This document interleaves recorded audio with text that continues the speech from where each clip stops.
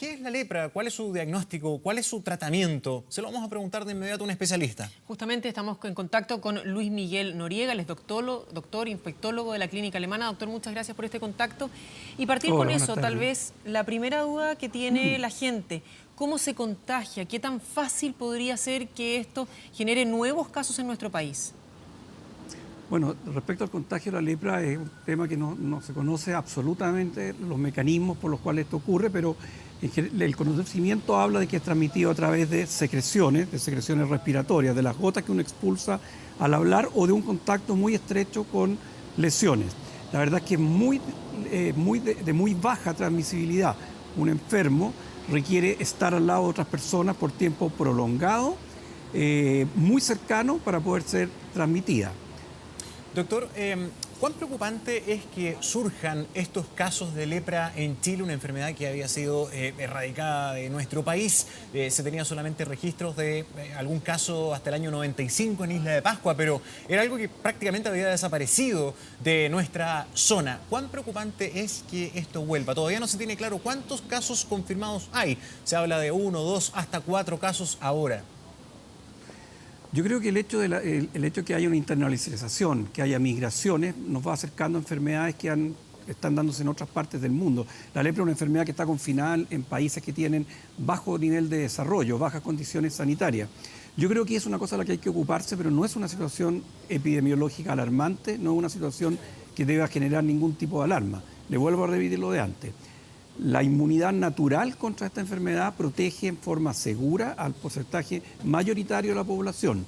Y para adquirirla, el contacto no es casual, no es sentarse, no es tocarse, no es encontrarse en un lugar, no es comer, sino que requiere un contacto estrecho y prolongado. Por lo tanto, las personas que están más en riesgo son quienes comparten los lugares de donde habitan esta gente. Sí, doctor, contanos un poquito, recordar qué es la lepra, porque uno tiene la imagen de la lepra como aquella plaga que en la antigüedad arrasó, ¿verdad?, muchos pueblos en la humanidad, que era muy violento, en que la gente perdía partes de su cuerpo, que quedaban por lo menos ciegas. ¿Qué es la lepra y qué evolución ha tenido?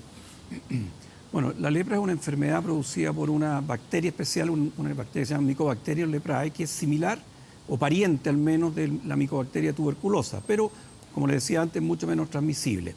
Hay una gran cantidad de mitos al respecto, porque muchas de las enfermedades antiguas se describían como lepra, pero sin que en ese momento hubiera una confirmación, y probablemente muchas infecciones cutáneas por distintos tipos de agentes eran atribuidas a la lepra.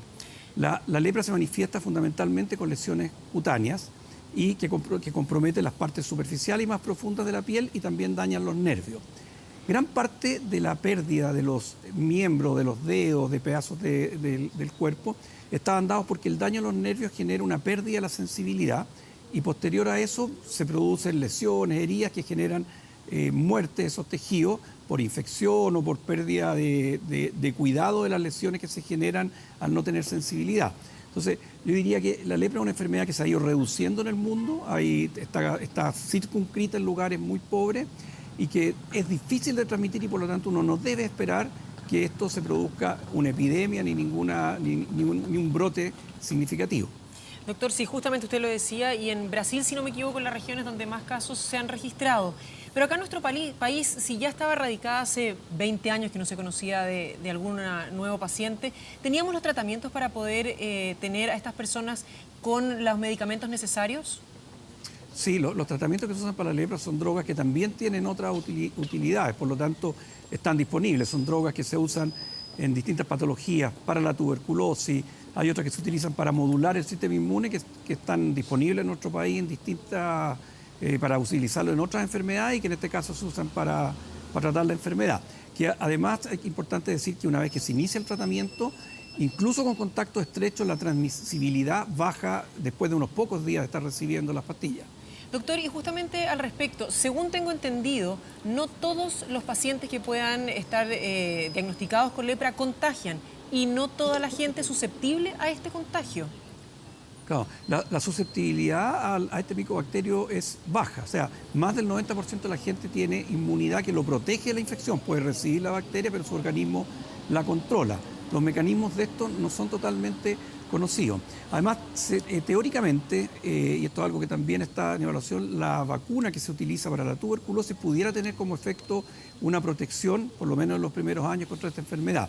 O sea, es muy difícil que esto se incorpore como un problema significativo, importante en un entorno de desarrollo como el que tenemos en la mayoría de los lugares en nuestro país. Sí, hay una característica, doctor, que genera duda, porque esta es una enfermedad, según entiendo, que tiene un proceso de incubación que puede estar en el individuo por mucho tiempo, tanto tiempo que puede llegar incluso a 20 años.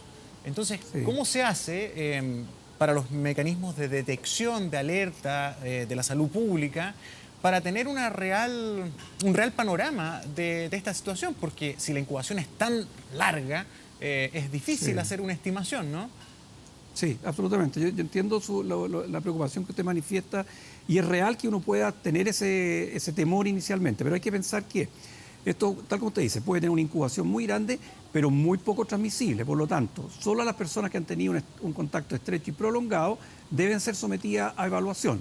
Y esa evaluación consiste fundamentalmente en evaluación clínica. Las lesiones cutáneas aparecen primero con lesiones muy menores y después van progresando hacia las lesiones que todo el mundo conoce o que en alguna oportunidad ha visto en fotografía. Entonces, no deberían las personas que no han tenido ese contacto estrecho estar preocupados, pendientes y pensando que cada lesión o mancha que tienen en la piel amerita consultar. Eso ocurre solo para la familia, a la cual, aparte de vigilarla, en algunos lugares les dan tratamiento preventivo, que no está muy claro de la utilidad en prevención, pero es otra alternativa que se puede utilizar. Doctor, la idea es poder despejar dudas y transmitirle tranquilidad a la gente. Entonces, ¿cuáles son los síntomas que deberían tener estas lesiones que usted nombraba, estas manchas? ¿Cómo deberían ser para preocuparse? ¿Y cuánto dura el tratamiento? Bueno, el tratamiento es prolongado y puede durar hasta más de un año en algunos casos. Eso depende de la forma de presentación. Las lesiones de la piel que deben preocupar, yo diría que en este caso deben preocupar a las lesiones de las personas que están en un entorno muy cercano a estos individuos y no de cualquier persona que vive en los lugares donde se detectó esta enfermedad. La primera manifestación aparece en zonas como de despigmentación, de pérdida del color y luego se pone un poco más levantado, se puede perder la sensibilidad y eso progresa a lesiones que son más extensas, con una piel dañada, que se producen como una suerte de úlceras que no son muy dolorosas. Esa es una de las formas de presentación, con pocas lesiones, y en otros casos en que el sistema inmune reacciona en forma muy intensa, se producen lesiones más generalizadas en distintas partes del cuerpo. Pero yo le vuelvo a repetir que una de las cosas que uno tiene que tener cuidado, y siguiendo la línea de lo que usted decía, de tratar de darle información a la gente, yo creo que la idea es informarse, pero bajar el nivel de alerta y de preocupación, sobre todo de la gente que vive en Panguipulli o en Valdivia, en los entornos donde se dio este caso. Esta enfermedad se transmite poco, no cualquier lesión que aparece en la piel de aquí en adelante tiene que ser planteado como primera posibilidad la lepra, porque eso no es así, eso no va a ocurrir. Ajá. ¿Transmisión sexual, doctor?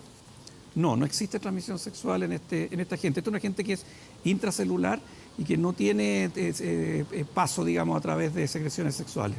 Muy bien, el doctor Luis Miguel Noriega, infectólogo de la Clínica Alemana, muchísimas gracias por habernos ayudado a estar más informados respecto a casos, ¿verdad?, nuevos, pero con su explicación nos deja bastante más tranquilos en cuanto al panorama, ¿verdad?, el cuadro como se plantea. Muy buenas tardes. Gracias, doctor. Buenas tardes.